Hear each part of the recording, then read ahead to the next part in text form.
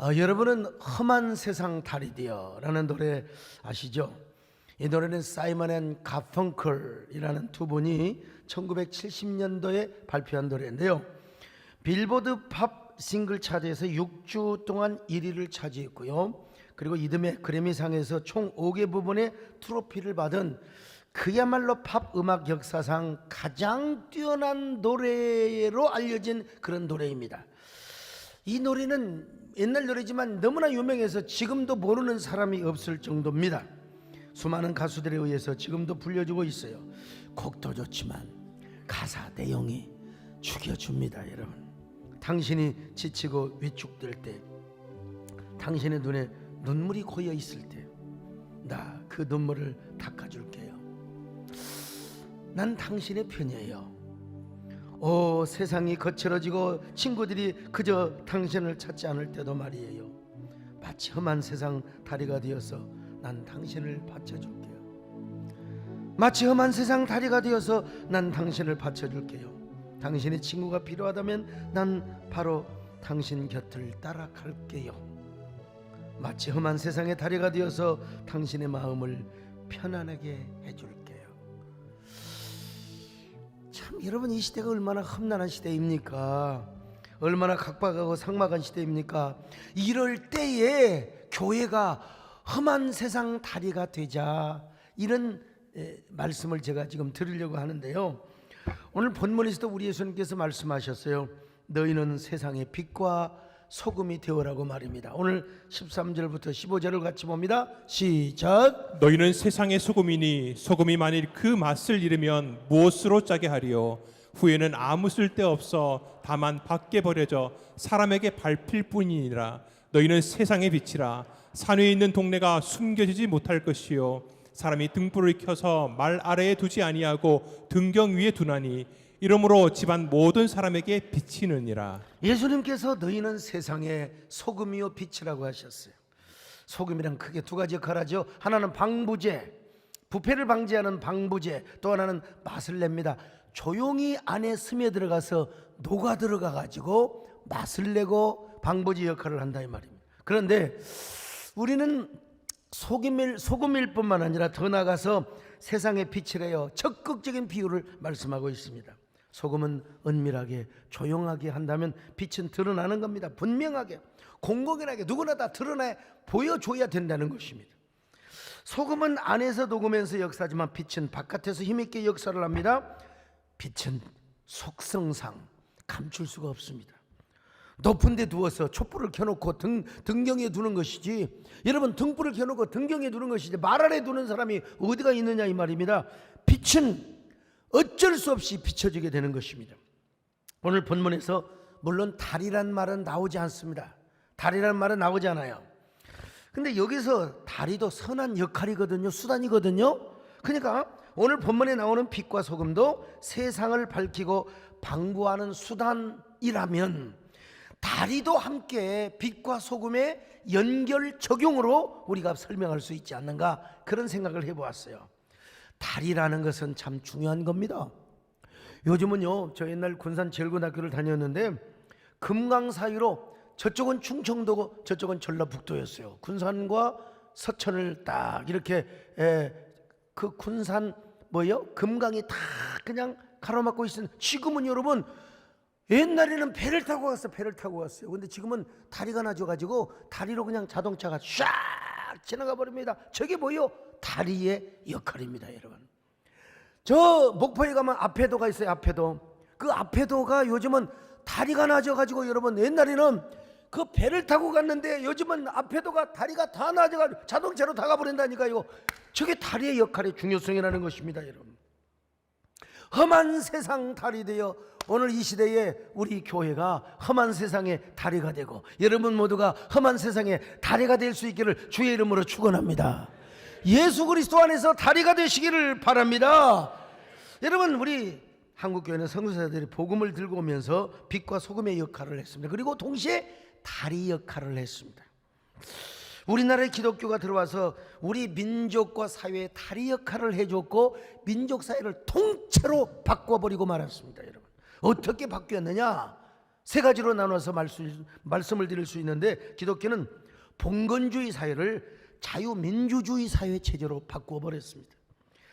여러분, 개항 이전에 우리나라가 그 항구를 열기 전에는 말이요, 봉건주의 사회를 따라서, 이 봉건주의의 특징이 뭔 줄 아세요? 신분입니다. 신분. 양반과 쌍놈, 노비와 천민 할 것 없이 뭡니까? 여자와 남자의 모든 인권이 달랐어요. 그리고 천민들은 거의 다 문맹에 갖고 왔습니다. 까막눈이었어요. 글을 배워야 알지요. 근데 기독교가 들어와서 신분 차별을 타파해버리고 말았어요. 문맥을 퇴치하며 진정한 인권과 자유와 박의 정신을 심어주었습니다. 그래서 교회를 다녀간 사람들이 신문물과 신문명을 받아들여 가지고 교회에서부터 신분 타파, 그리고 봉건주의 사상을 철폐하기 시작했습니다. 그러면서 중화 질서에서 기독교를 중심으로 한 서구 질서의 문화가 사로잡도록 만들어 준 것입니다. 서구냐 중화냐 이게 중요한 것이 아니에요. 성경적 가치를 담은 서구 문화가 들어오면서 양방 상놈의 차별이 완전히 타파되고요, 여권이 신장돼요. 여러분들 여자분들, 요즘 여자분들 감사해야 돼요. 여권 신장, 여러분 기독교의 탓입니다. 기독교가 공헌을 이룬 거예요. 노예제도 같은 거 여러분 없잖아요. 여러분요, 없어요. 그래 당시에 지성인들이 교회 와가지고 야 이거구나, 교회가 있어야 되겠구나. 우리 대한민국, 우리 조선의 미래의 모든 것은 교회에 달려있다. 그래서 여러분, 이광수 같은 지식인은 뭐라고 말한 줄 아세요? 성공하려면 어디로 가느냐? 교회로 가라. 교회로 가라. 교회로 가라. 이것은 조국 근대화로 이어지게 된 것입니다. 미신과 우상에 찌들어져 있었던 나라가 140년 만에 완전히 사회체제가 달라졌다. 이거는 여러분 세계에 유례가 없습니다. 동남아를 보세요. 중동의 몇 나라를 보세요. 종교를 잘못 만나니까 여전히 그 모양 여전히 봉건 사회 속에서 살아가고 있는 것을 보지 않습니까? 진정한 자유와 인권이 유린당하고 있어요. 여자분들 히잡 안 쓰면 못 살아요. 거기서 답답해도 소용없어요. 그 문화는 그래요. 어쩔 수 없이. 근데 우리나라는 웬년의 웬 축복으로 기독교가 복음을 들고 와서, 선교사들이 복음을 들고 와서 완전히 개화를 시켜주었습니다. 정말 험한 세상에 다리 역할을 해준 것이죠. 그래서 오늘의 우리가 인권의 가치를 누리고 민주주의를 누리고 있습니다. 이 모든 것이 뭐냐? 고요한 아침의 나라에 복음을 들고 왔기 때문입니다. 저 캄캄한 밤에 여러분 여명의 새벽을 몰고 온 저 선교사들의 복음 때문에 그렇게 되었다는 것입니다. 그래서 우리가 지금 자유민주주의 아름다운 신앙생활을 하고 있는 이유가 여기에 있는 것입니다. 이해가 되시면 아멘합니다. 할렐루야. 어두운 밤 마음에 잠겨 역사에 어둠 짙었을 때에 계명성 동쪽 이 나라 여명이 왔다. 고요한 아침의 나라 빛 속에 새롭다. 이 빛 삶 속에 옳게 이 땅의 생명탐. 두 번째, 기독교는 독립 주권 국가를 이루는데 앞장을 섰습니다. 역사적으로 여러분 105인 사건, 저희 교회 이 역사학자인 김민호 우리 집사님께서 신문에다가, 우리 교회 신문에다 잘 써놓은 적이 있는데, 이 105인 사건은요, 일제가 이 기독교계를 탄압하기 위하여 만든 조작 사건입니다. 신면의 사건이라고도 불리기도 하는데 전국적으로 600명을 다 검거했어요. 이게 테라우치 총독 암살 모의 사건을 조작을 해가지고 600명을 검거해가지고 122인을 기소하고, 그리고 105인을 유죄로 투옥시켰습니다.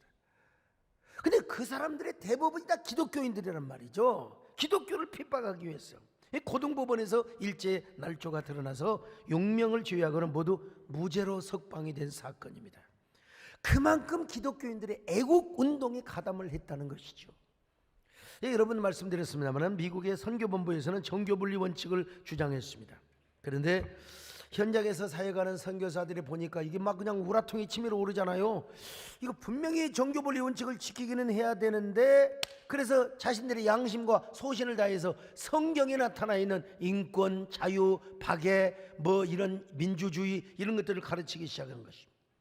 그래서 빨래나 하고 허대는 일이랑 하는 아무것도 모르는 그 옛날 여자아이들이 뭘 알겠어. 애나 보고 빨래나 하고 말이요, 허대는 일이나 하는 그 애들에게 지식이 들어가니까, 신문명이 들어가니까, 성경에 나와 있는 박애와 자유와 인권과 민주주의 사상이 들어가니까 뭐요?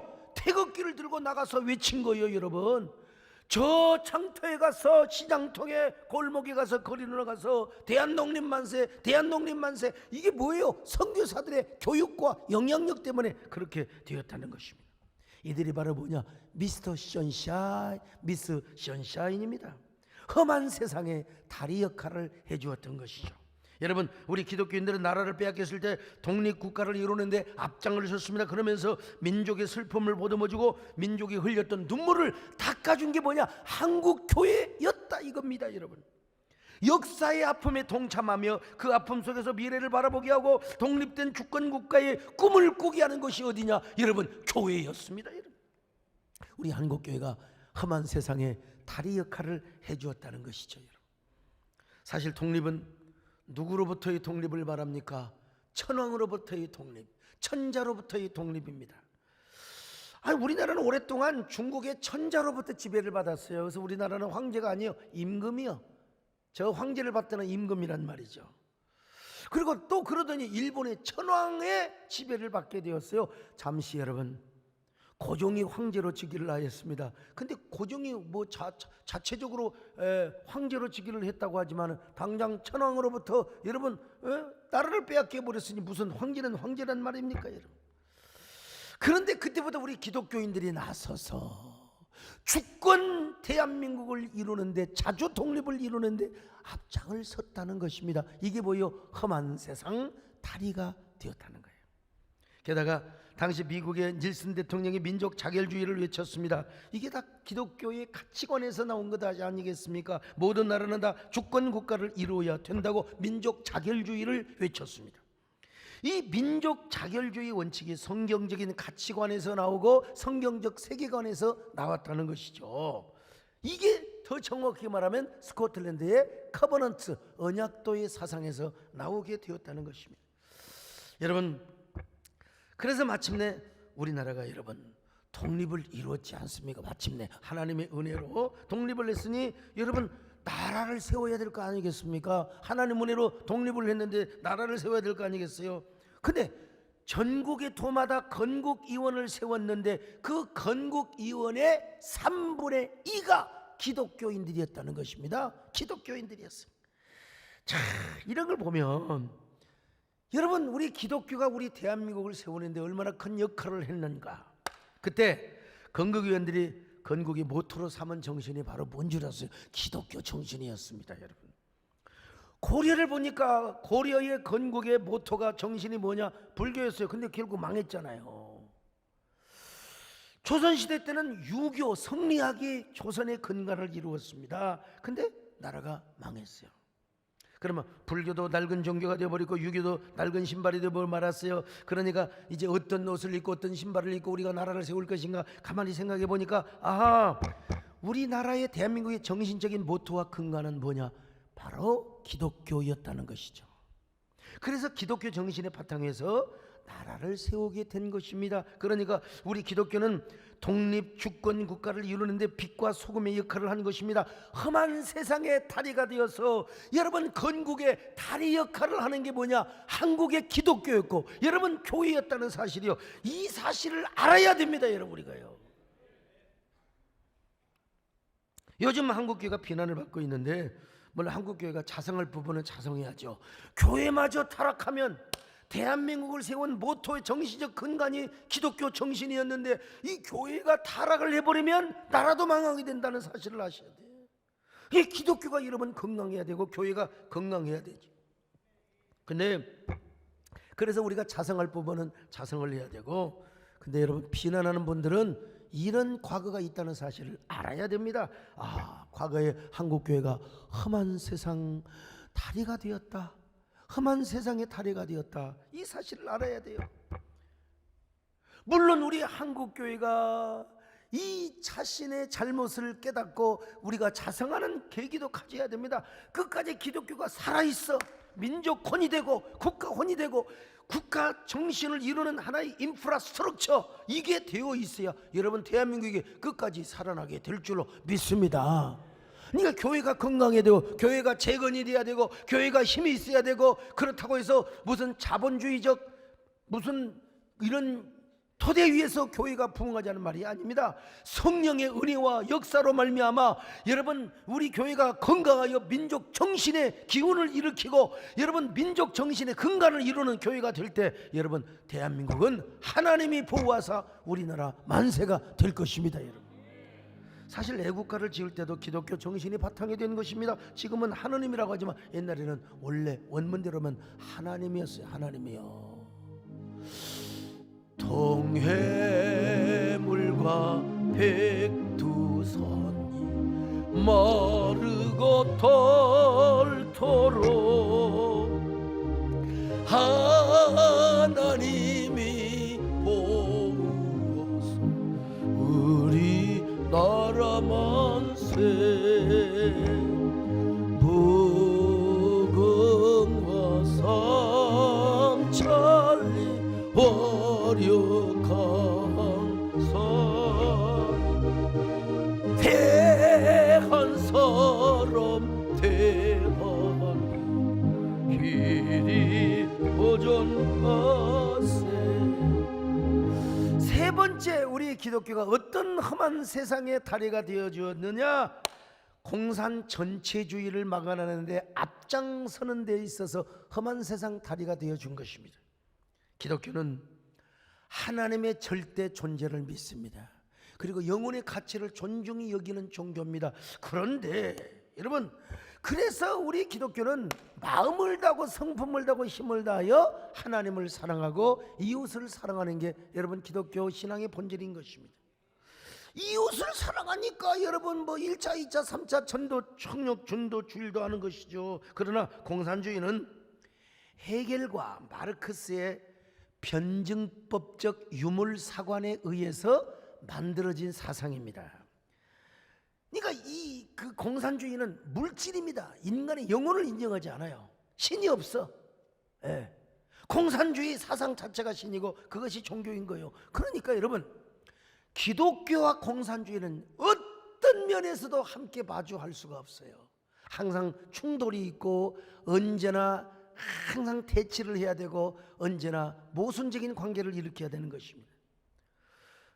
저는 광주신학교를 다닐 때 정규호 목사님으로부터 공산주의 이론 비판을 공부했습니다. 여러분요, 이게 신학교에서 공부하기가 참 힘든 그런 기회인데 이 어르신께서는요 공산주의 이론을 독파하시고 교회뿐만 아니라 각 강공사와 회사의 강연을 다니셨던 분이십니다. 제가 이분으로부터 한 학기 수업을 받아서 대충 공산주의 이론을 제가 아는 사람입니다.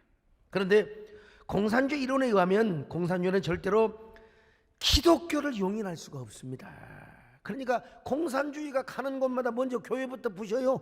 교회를 공장으로 만들고 교회를 폐쇄하고 목사를 공장장으로 만들고 목사를 죽이고 성도를 죽이는 것입니다. 6.25 때 보세요. 가장 피해를 당한 종교가 뭐냐면 기독교예요. 이 기독교는 공산주의를 용납할 수가 없거든요. 이 신앙적으로 본질적으로. 그래서 가장 피해를 입은 지역이 어디냐면 호남 지역입니다. 이 호남 지역은 남장로교의 선교사로부터 영향을 받아가지고 무슨 뭐 WCC니 종교 다원주의니 무슨 뭐 신사참배니 용납을 할 수가 없어요. 공산주의 이런 거 용납할 수가 없는 거예요. 절대로 받아들일 수가 없어요. 그러니까 호남의 기독교인들이 가장 피를 본 곳이 어디냐면은 바로 호남의 기독교란 말입니다. 인천 상륙작전이 성공이 되고 서울이 수복에 대해서 북한군은 이제 후퇴를 합니다. 그런데 그때 김일성이 그냥 후퇴를 하지 말고 공산당을 반대하는 사상을 가진 놈들이나 이런 조직을 가진 사람들은 무조건 죽이고 오라고 지령을 내린 겁니다. 그러니까 공산주의를 반대하는 것이 뭐냐면 교회죠. 그래서 교회를 찾아가서 교인들을 잡아내가지고 무작위로 죽입니다. 그래서 영광에 있는 염산교회는 한 교회에서 77명이 순교를 하였습니다. 77명. 여기 지금 졸리고 있는 사람은 지금 가서 총살당하는 장면을 한번 생각해야 돼. 어떻게 졸 수가 있어요, 감히. 조는 사람도 없겠지만. 야월교회는 여러분 한 교회가 시골교회가 옛날에 몇 명이나 모였겠어요. 근데 66명이 순교를 당하였습니다. 66명이. 영암 지역의 교회들은 여러분 89명의 기독교인들이 순교를 당했습니다. 특별히 영광대교회, 당시는 영광읍교회 온창근 목사님은 일가족 8명이 모조리 순교를 다 당했어요. 씨를 다 말려버리고 말았어요. 염산교회 김봉호 목사님은 그 가족들까지 다 죽었는데 6명이 또 완전히 몰살을 당하여 순교를 당하였습니다. 염산교회 김봉호 목사님은 장로님들의 배를 준비해놓고 나룻배를 준비해놓고 어서 빨리 피신을 하라고. 피신을 하면 살 수가 있다고. 근데 그 목사님 거짓이 것이가지고 내가 왜 도망을 가느냐 이거. 얘네가 왜 교회를 지켜야지. 여러분 도망갈 때 도망가세요. 괜찮아요. 혹시 그런 일이 있다면 교회는 내가 지킬 테니까 여러분 도망가세요. 다시 오세요. 밀린 11주 다 하셔야 됩니다. 도망갈 때 도망가셔야지. 왜 안 도망가고 있다가 그냥 잡혀가지고 6명의 가족이 몰살을 당해버리고 말았어요. 영광의 백수교회가 있어요. 백수들이 사는 동네인데요. 근데 이 백수교회 역시 엄청난 박해를 받았습니다. 예수 믿는 사람들이 밧줄에 묶여서 끌려가요. 끌려가는데 그냥 여러분 아이고 선생님들 살려주세요 살려주세요. 그럼 얼마나 좋아요. 찬송을 부르고 가는 거예요. 찬송을 부르고. 얼마 있으면 지금 저 돌에 묶여가지고 바위에 던져지든지 아니면 바다에 던져지든지 총살을 당할 사람들이 찬송을 부르고 가는 거예요. 세상에 그 찬송이 뭔가 알아봤더니 내 주를 가까이 하게 하시면, 내 주를 가까이 하게 십자가의 짐 같은 고생이지만 내 일생 소원은 늘 찬송하면서 주님 앞에 가기를 원합니다. 내 주를 가까이 하게 하면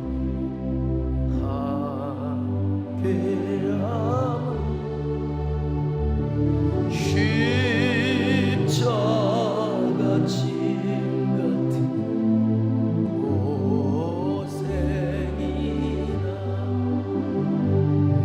내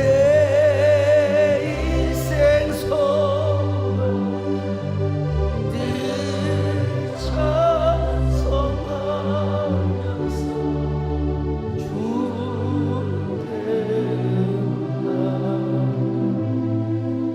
원하니.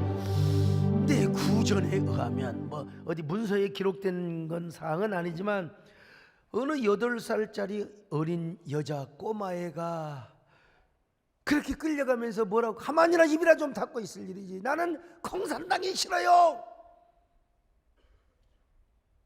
나는 죽으면 천국 가요. 저 가만히나 있지 뭐 어떻게 그렇게 떠들다가 그 북한군이 요년봐라 그리고 입을 찢어서 죽였다는 이야기도 그 동네 가면 전해 내려오고 있습니다. 제가 영광 지역을 방문했습니다. 앞에 바다가 있는데 공산군들이 총탄이 아까워가지고 큰 돌에다가 묶어가지고 사람을 묶어가지고 저 바다에다가 내 던져버리고 말았어요. 며칠 후면은 사람이 죽어가지고 시체가 불을 튼 채 둥둥 떠다니고 있었다고 하지 않습니까? 이렇게 우리 기독교인들은 핍박을 받았어요. 예수 믿는 하나님을 존재하고 하나님을 섬긴다는 이유 하나만으로도 말이죠. 왜냐하면 우리 기독교의 진리는 공산주의 자체를 받아들일 수가 없어요. 그래서 그들은 온 천하보다 귀한 하나밖에 없는 생명을 하나님 앞에 바친 것입니다. 교회를 다닌다는 이유로, 기독교 신앙을 갖는다는 이유로. 그러니까 오늘날 우리 기독교의 그 끝없는 희생과 순교의 터 위에서 우리 자유민주주의 대한민국이 서 있다는 걸 여러분 아셔야 됩니다. 나는 이 사실을 정부도 알아야 되고 정치인을 하시는 분도 알아야 되고 다 알아야 된다고 생각해요. 한국교회가 그만큼 대한민국을 세우는데 험한 세상에 다리 역할을 하였다는 사실이죠. 대한민국을 세우는 과정에 있어서 얼마나 많은 사람들이 희생을 했는데 그 가장 많은 희생자가 어떤 사람이냐? 바로 여러분 예수 믿는 사람이요, 기독교 신앙을 가지고 있었던 사람이었다는 것입니다. 그래서 저는 지지난주죠? 몇 분의 호남 지역의 목사님들과 함께 김광동 화해진실위원장님에게 면담을 요청하여 함께 만남을 가졌습니다. 제가 이런 말씀을 드렸습니다. 종교 중에서도 기독교 중에서도 호남의 지역의 기독교가 자유 대한민국을 세우는 과정에 있어서 너무나 많은 희생을 당하였습니다. 이건 국가 차원에서 학살당하고 순교를 당한 교회와 지역, 그리고 그 사람에 대한 조사를 좀 하고 진실 규명을 좀 해달라고 간곡하게 요청을 드린 적이 있습니다. 그리고 그렇게 죽어간 분들의 명예회복과 배상과 보상, 법제와 기념사업 등을 추진해달라고 강력하게 요청을 드렸어요. 김광동 위원장님께서 아주 긍정적으로, 아주 적극적으로 잘 검토하겠다고, 그것을 잘 추진해 보겠다고 약속을 해 주셨습니다. 만약에 정부 차원에서 이러한 일이 잘 이루어지도록 한다면 아마 우리 기독교에서는 엄청난 대환영과 고마움의 마음을, 아마 박수를 쳐드릴 겁니다. 여러분, 그 순교자들의 가족들 이미 다 이제 나이 먹고 했지만 그래도 그 후손들에게 명예회복을 시켜주고 그분들을 여러분 우리가 국가에서 보상해 준다고 한다면 우리 교회는 얼마나 고맙게 생각을 하겠습니까? 그리고 역사를 다시 평가하고 재조명해 주는 거죠. 제가 왜 이런 일을 한 줄 아세요? 여기에 대한 진실한 조사와 규명이 이루어지고 명예회복을 해줄 때 대한민국의 정체성이 더 확실하게 세워지고요, 그리고 대한민국의 미래를 굳건한 반석에 세우는 일이라고 확신하기 때문에 앞장서서 제가 영광을 방문했고, 그리고 호남 목사님들을 초청해서 함께 위원장님을 만나고, 또 위원장님도 훌륭하셔서 잘 그런 일을 적극 검토하겠다고 약속을 해주셨죠. 여러분, 이 일은 여야가 따로 없습니다. 진보와 보수가 따로 없어요. 역사의 팩트를 우리가 규명하는 일이요, 순교자들의 명예회복을 이루는 일이기 때문이 아니겠습니까? 여러분, 동의하시면 아멘 합니다. 예. 여러분, 그런 일환으로 우리가 지금까지 17년 동안 무슨 일을 해왔습니까? 참전용사 초청 행사를 해왔습니다. 여러분, 몇 년 동안, 17년 동안, 1년도 아니고 2년도 아니고 3년도 아니고 말이죠. 여러분, 보통 투지와 결기가 없으면 이런 일 못합니다. 한 10년째 되니까 가장 기도를 많이 하신 우리 정권사님이 그만해서 돈 들어가니까, 그리고 힘들어서 교인들 너무나 힘들어. I think 그렇게 나도 생각합니다. 거기다 우리 집사람이 또 목사님 교인들로 힘드니까 그만하세요. 근데 어떻게 하다 보니까 17년째 해왔어요. 17년째. 왜 이런 행사를 하느냐? 첫째는 지난날의 고난의 역사를 기억하며 한반도의 자유와 평화, 한반도라는 말보다 대한민국이라는 표현이 좋겠죠? 대한민국의 평화를 지키기 위해서입니다. 이스라엘의 야드바슨 박물관에 가보면 이런 문구가 새겨져 있습니다. 기억함은 구원의 빛이다. 그러나 망각은 포로로 상태로 돌아가는 접경이다. 그러니까 우리가 잊지 않아야 된다. 기억해야 된다. 고난의 역사를 기억해야 우리 민족의 평화는 보장되어 있다. 그런 의미에서 우리가 이런 행사를 하게 되는 거였어요. 둘째는 우리 스스로 보훈의 신앙과 보훈의 정신을 새기고 그 신앙과 정신을 자녀들에게 가르치며 목회적 대형교회로서 대사회적 환원의 어떤 가치가 있기 때문에 이런 일을 하고 있다는 것입니다. 자유민주주의 가치에 의해서 건국된 대한민국은 1950년 6월 25일 저 주일 새벽입니다. 공산주의 북한군의 기습으로 말미암아 풍전등화와 같은 위기에 처해 있었습니다. 그러나 애국가의 가사처럼 하나님이 보호하사 우리나라를 지켜주셨고, 국군 참전용사와 유엔군 참전용사들의 죽음을 무릅쓰고 싸워주셔서 오늘 우리는 자유 대한민국 안에 살아갈 수가 있는 것입니다. 그러므로 우리는 마지막 참전용사까지 기억하며 정말로 보훈하며 한 명이 살아있을 때까지 그들을 기억하고 보훈하며 우리가 애국을 해야 한다는 것이죠. 한미 동맹 70주년의 해에 국가보훈처를 국가보훈부로 승격시키는 것도 의미가 있는 일이고요. 우리 뭡니까? 참전용사들의 영웅에게 그 영웅의 제복을 입혀주고 국가의 품격을 올리는 것. 여러분, 보훈이 한 개인의 인격의 품격을 높이는 것이라면 보훈은 그 나라의 국격의 품격을 높이는 것이라고 할 수가 있는 것입니다. 보훈이 한 인격의 품격이라면 보훈은 한 국가의 품격이라고 말할 수가 있어요. 우리 교회가 민간 차원에서 참전용사들에게 보은을 할 뿐만 아니라 보훈 정신을 함양하는 교회라면 여러분, 여기서 소목사의 인격이 드러나게 되는 것이고 목회의 품격이 드러나게 되는 것이고 교회의 품격과 격조가 올라가게 되는 겁니다. 어떻게 이런 사람을 무슨 좌파니 주사파니, 이건 무지한 사람들이 하는 거예요. 주사파는 뭐예요? 김일성의 주체 사상을 신봉하고 따르는 걸 여러분 주사파라고 하는 거예요. 저는 오직 주님만을 사랑하고 주님의 사상과 주님의 말씀을 신봉하고 따르는 사람입니다, 여러분. 할렐루야. 근데 그래서 우리가 누리고 있는 이 자유와 평화는 참전용사들의 눈물이 있었기 때문이라는 겁니다. 이것을 아는 사람, 아무리 애국을 한다 하더라도 이걸 행해보시라고요. 이걸 한 17년, 18년, 20년을 해보라고. 이게 얼마나 순수한 애국운동인가. 그런데 점점 이런 보훈과 보훈의 정신을 잊어가고 있습니다. 그래서 먼저는 우리 스스로 이런 신앙과 정신을 새기고 자녀들에게 교육적 효과가 있기를 바라는 의미에서 이런 행사를 하는 거예요. 우리가 이런 행사를 하니까 다른 교회에서 함께 따라서 하잖아요. 미국에 있는 한인교회들도 이런 행사를 따라하고. 이게 뭐예요? 파동의 원리고 확장성의 원리가 아니겠습니까? 셋째, 한미관계를 정진시키기 위한 민간 외교 차원에서 이런 일을 하는 것입니다. 여러분, 우리 대한민국의 평화를 위해서는 한미동맹이 아주 중요합니다. 그래서 우리 교회는 민간 외교 차원에서 한미동맹과 양국의 우호 정제를 위하여 이런 일을 하는 겁니다, 여러분. 그래서 여러분 이명박 정부 때에는 제가 여러분 국민훈장을 받은 것이 아닙니까? 그때는 나이가 너무 젊어가지고 좀 이따 받아야 되는데 너무 젊어가지고 무궁화장을 못 받고 동백장을 받았어요. 이제 앞으로는 여러분 앞으로 빨리 좀 나이 좀 먹기를 원합니다만은 아무튼간에 그때 너무 나이가 어려가지고 말이에요. 사람은요 잊지 말아야 됩니다. 은혜를 잊지 말아야 됩니다.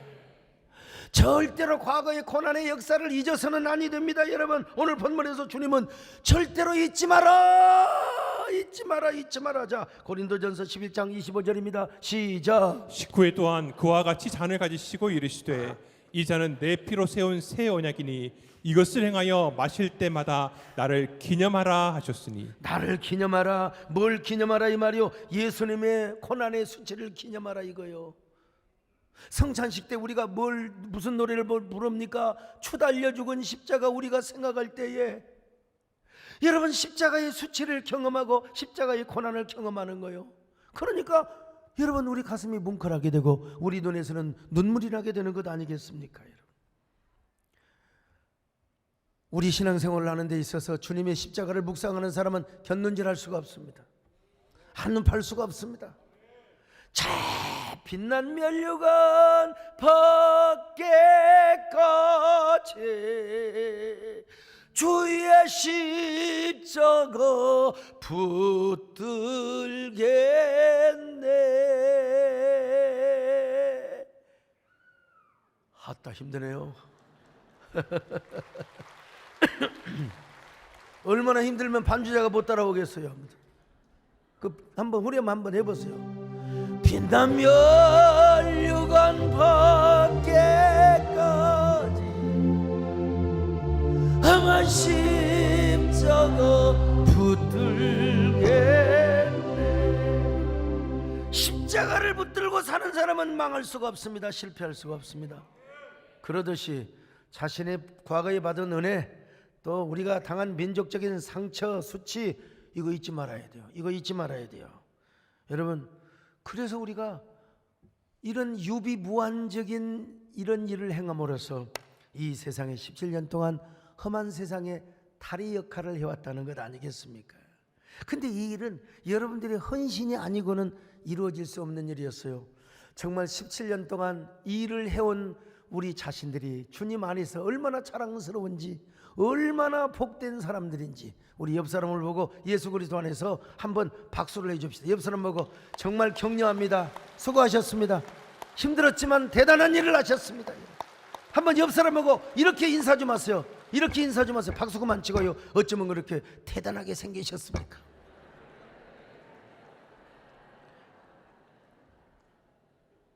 여러분, 제가 아는 한 이 일을 누가 한 줄 아십니까? 정부에서 먼저 한 게 아니야.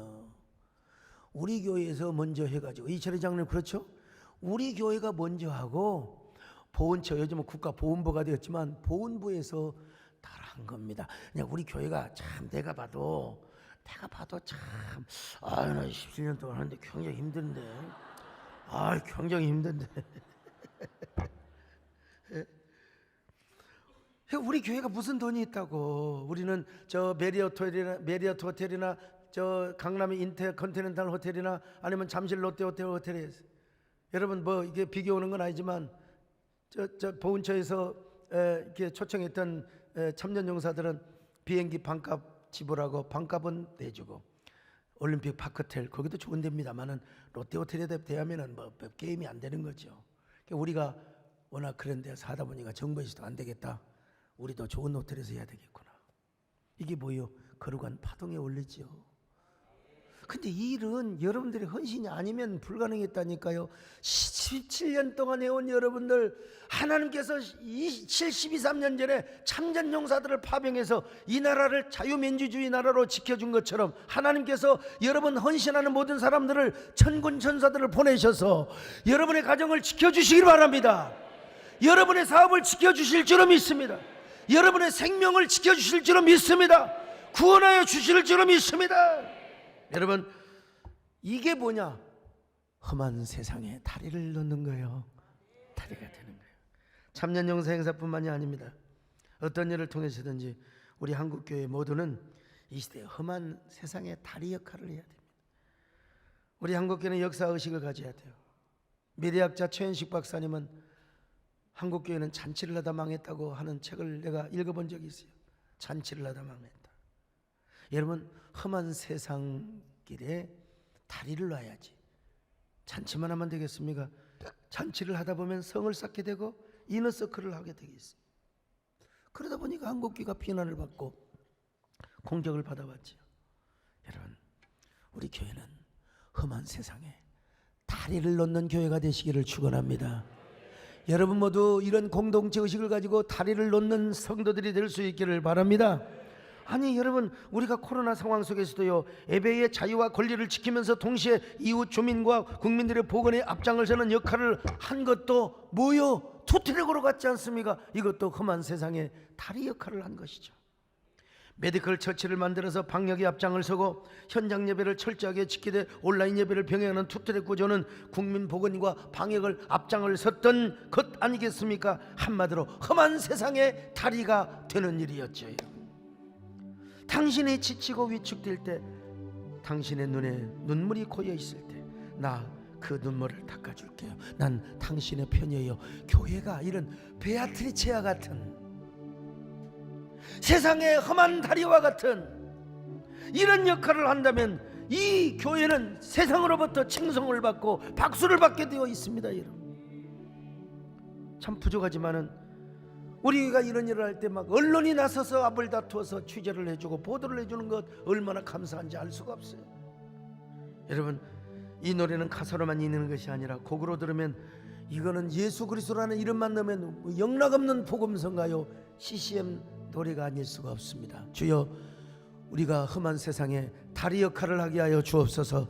다리를 놓게 하여 주옵소서. 다리를 잇게 하여 주시옵소서. 여러분, 우리 예수님께서는 십자가의 죽으심으로써 하늘과 세상에 브릿지, 다리 역할을 해 주신 것입니다.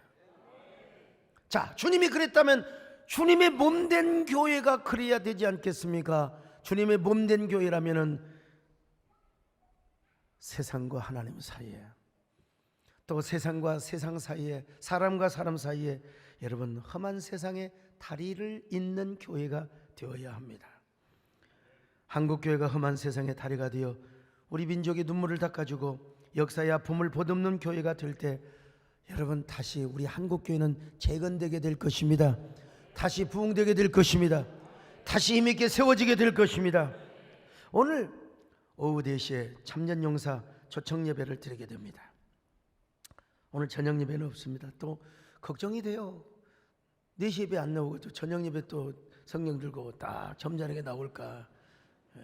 오늘은 4시 참전용사 초청 위로 예배 그리고 전사자 추모 예배를 드리게 됩니다.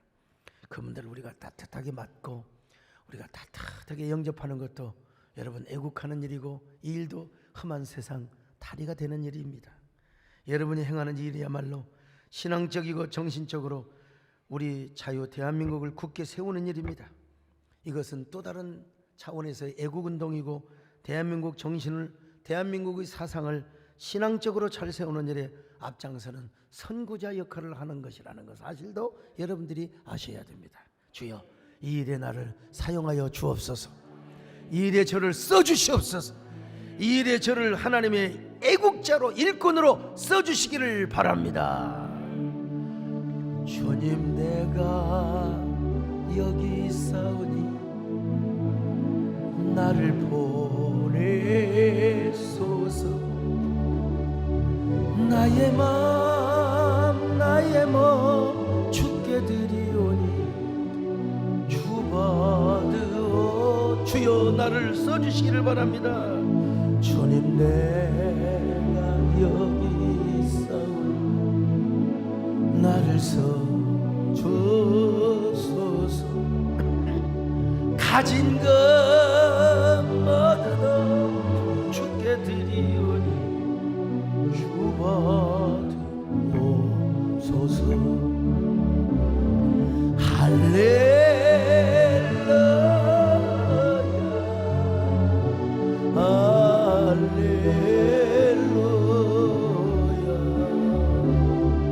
할렐루야.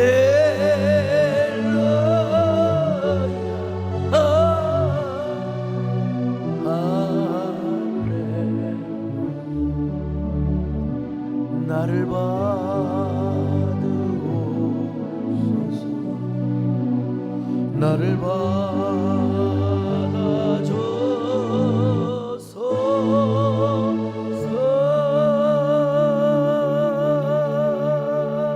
오 하나님, 나는 어떤 사람입니까? 웬 은혜로 웬 축복으로 이렇게 대한민국에 태어나게 하셨단 말입니까? 만약에 우리가 저 북녘 땅에 태어났다면 우리는 어떤 사람으로 살아있겠습니까? 오늘 예배할 수 있도록 도와주셔서 감사합니다. 하나님 예배자로 써주셔서 감사합니다. 오늘 오후에는 다시 한번 우리를 써주시옵소서. 우리를 사용하여 주시옵소서. 여러분 우리가 이 일에 쓰임받게 하심을 감사합니다. 우리가 마음으로 순종하고 물질로 순종하고 헌신하게 하셔서 감사합니다. 하나님 나라의 국격을 높이고 교회의 품격을 올리고 우리의 신앙의 인격을 높이는 그런 저희들 되게 하여 주시옵소서. 여러분 하나님께 간절히 고백하는 신앙, 고백하는 시간을 드리시기를 바랍니다.